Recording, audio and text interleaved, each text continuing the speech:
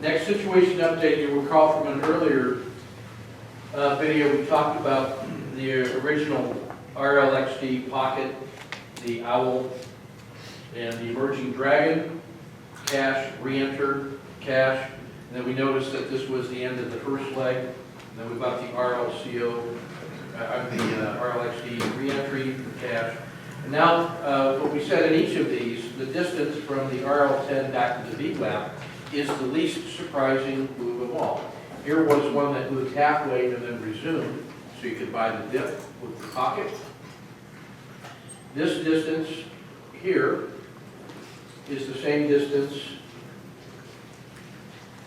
as it is here, but now notice price and the RL270 have joined up. Now the trade is back to the VWAP. So the VWAP acts like a giant magnet of real price during the day.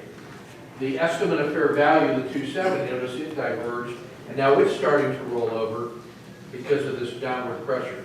The race back to the VWAP is instructive. So whenever you're holding positions and you feel like you're right, always be measuring the distance back to the least surprising moves of all, which is a combination of the RL270 or the VWAP or the 200 period moving average. All of those are estimates of unsurprising moves to the downside. You got to protect against normal natural moves. And what we said before was that if this were going to roll over, we estimated the retracement based on the RLFF. And we said, yeah, it could be back to the VWAP, could be all the way down here. You'll notice that it's come back exactly to there in an orderly fashion. So when this starts rolling over and you see owl patterns and pockets on the downside and a series of collapsing dragons, you get plenty of warning when the large regime has changed. And this has now changed enough that now the RL270 is starting to slope downward. That says there's some downward pressure.